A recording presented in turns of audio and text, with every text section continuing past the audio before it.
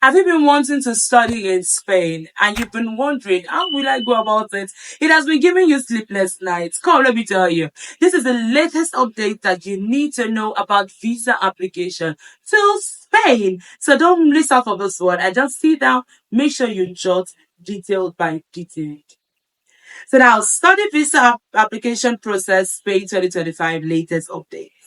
Spain is calling. Oh, yes, Spain is calling. But before you step into its world of endless opportunities, there is one major hurdle. And guess what? And that is getting your visa. You need to get your visa before you get into Spain. So whether you're a student aiming for top universities or a professional ready to take on Spain job market, the process can feel like a maze. I know. But here is the good news. Here is the good part. I'm about to break it down into simplest way for you, as simple as possible. Now, from must-have documents to inside tips and can speed up things. This guide will help you navigate through the system like a pro that you are. Now, let's get started. Spain has recently introduced several updates and study and immigration policies, enhancing its appeal to international students. And here is an overview of the latest developments. I mean about visa application. Now, extended in study rights and post-study opportunities. In the summer of 2023, Spain increased its permissible working hours for full-time international students from 20 to 30 hours per week. Additionally, graduates holding Spanish undergraduate, master's, or PhD degree can now remain in the country for up to 1 year under a job search visa, facilitating that transition from academia to employment. I think this is very, very explainable. So that is to say that when you are schooling, or probably you're schooling in Spain, probably on a graduate, master's, or PhD degree, when you're done, you can remain in the country for up to 1 year under a job search visa, facilitating the transition from academia, that means from academy to employment straight up after 1 year. So, and also post-study work visa. Graduates can apply for a post-study work visa, allowing them to stay in Spain for up to a year to seek employment. And it's advisable to apply for this temporary residence permit at least 60 days before the student visa expires. I think let me explain this part. As a graduate, all right, you can apply for post-study work visa. This allows you to stay in Spain for 1 year after graduation to seek employment, and it's advisable to apply for its temporary residency permit at least 60 days before the student's visa expires. So after 60 days, it has expired, that's finished, your case closed. So before it expires, it's advisable for you to do what? For you to get the temporary residence permit at least 60 days. I'm repeating it again, before student visa expires. So now, scholarship opportunities. Spain offers a variety of scholarship for international students in 2025. So if you're an international student, this is for you. Spain offers a variety of scholarship for new international students in 2025. Now, notable programs include the La Ciaza Foundation Scholarship, Aramos Scholarship, and Fundación Carolina Scholarship. I think I should repeat that again because of the way the grammar is. So, the notable programs include the La Ciaza Foundation Scholarship, Erasmus Scholarship, and Fundación Carolina Scholarship, providing benefits such as full or partial tuition coverage, living stipend, and travel allowance. Now, this scholarship covers your tuition coverage, then your tuition fee coverage, living stipend. That is your living, like what you need to spend, your daily needs, stipends, and live and travel allowance. In case you want to travel or anything, they cover it too. That's a very good offer. Now, cost of living and tuition fee. Tuition fee at public university typically range from €1,000 to €6,000 per year, while private institutions may charge more. So a private institution, you charge more. For public, it is €1,000 to €6,000 per year. Now, monthly living expenses vary by city. It depends on the city before you know your monthly living expenses. Even the country that you are, you cannot compare. For instance, here in Nigeria, you cannot compare Lagos to Ibadan. Some things will be cheap in Ibadan than it is in Lagos.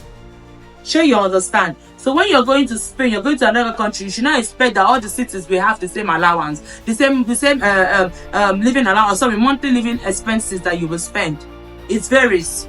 Now, the averaging between the average is between 700 euro to 1,200 euro. So if you want to spend more than that, it's your money. So this update reflects Spain's commitment to attracting international talent by offering favorable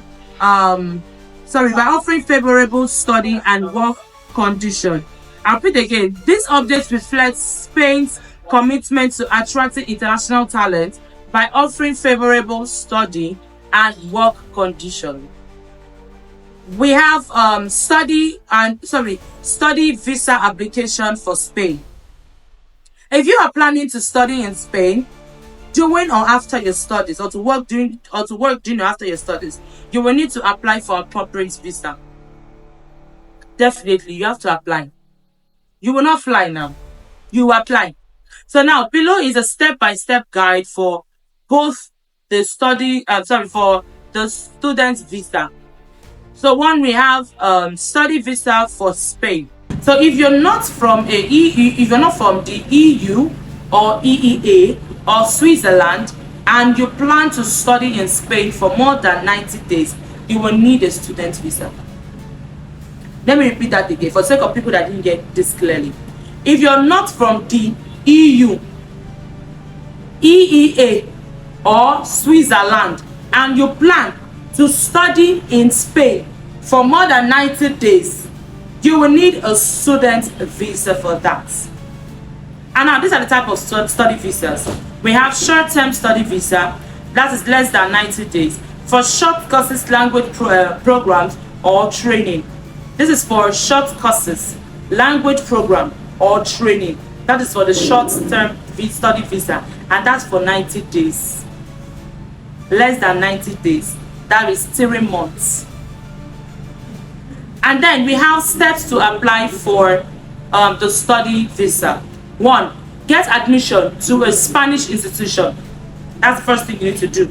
If you know you want to apply for a study visa for Spain, get admission to a Spanish institution. Apply to a recognized university, school or training center in Spain. Receive an official acceptance letter before you start. 2, prepare required documents. Each Spanish consulate may have slightly different requirements, but generally, this is what you will need. Generally, you will need a valid passport for at least 6 months.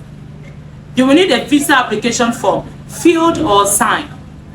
3, you will need a passport-sized photo as per Schengen requirements. Don't worry and snap. It must be as per Schengen requirements, what they need.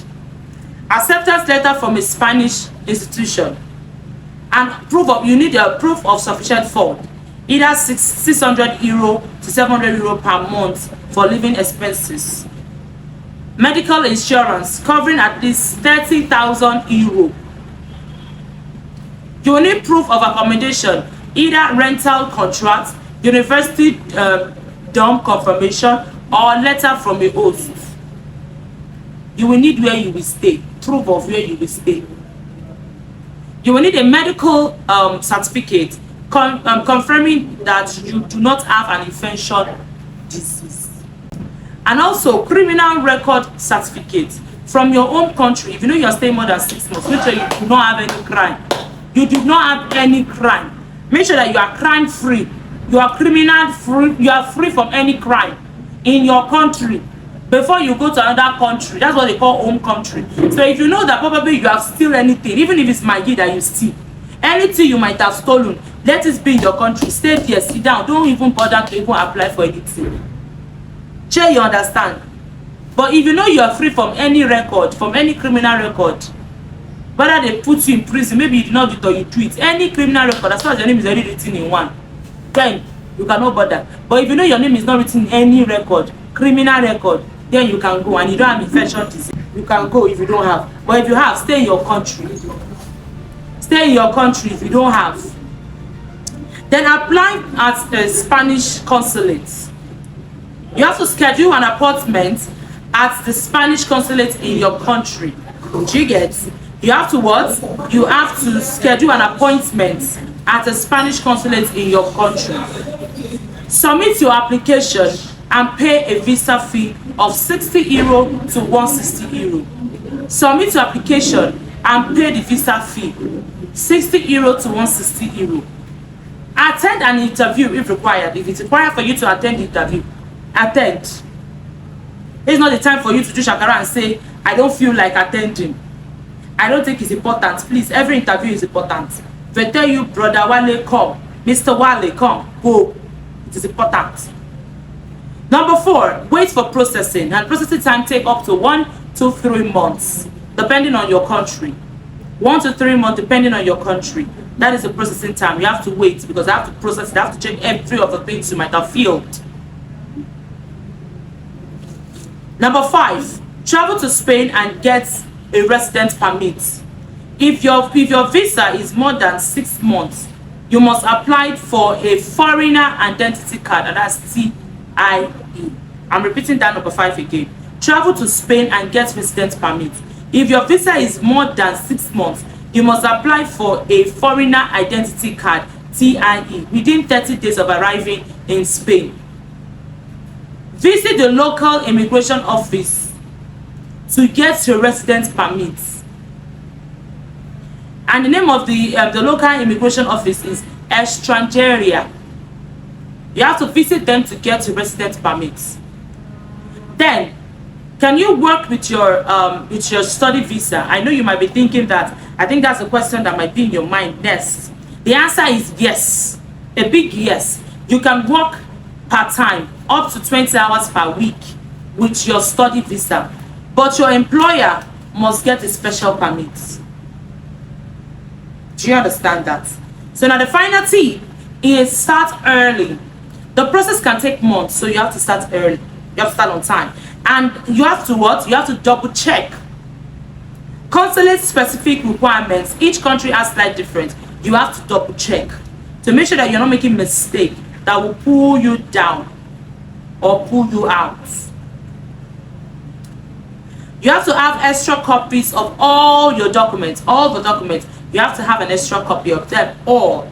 And if you need any help, you have to hire an immigration lawyer or consultant. And if you like to start your application today with us, kindly visit www.collegemigration.com. So that will be all on today's episode from College Migration TV. I know this particular episode sounds very interesting and very simple. That's because I want you to start applying right now. I want to start the application right now. So if you know you've not subscribed to our YouTube channel, please hurry up and do so by subscribing at our YouTube channel by clicking on the subscribe button so as to follow us on our study abroad journey and for you to get the latest and juiciest episode from College Migration TV. You know what we do here. We just help you to make sure that your study abroad is smooth, that your journey is smooth. So if you know you don't like, comment and share. So voila, please, you need to like, keep liking, keep commenting and keep sharing. We are begging you. We are not proud, we are pleading. Keep liking our video, keep commenting, keep dropping your questions, your comments, challenge us, and keep sharing. We want to keep this sharing so people can see more and more of our videos, and so that they can also follow up so they won't make mistakes that you might have made. And if you know you've not followed us on our socials, Instagram, Facebook, TikTok, LinkedIn and then Twitter, please do so that you can also get the latest drop from College Migration TV. I am your everly beautiful host, Favor Ifeanyi, popularly known as QOP. I am honored. See you in the next episode. Do not go nowhere, and bye for now.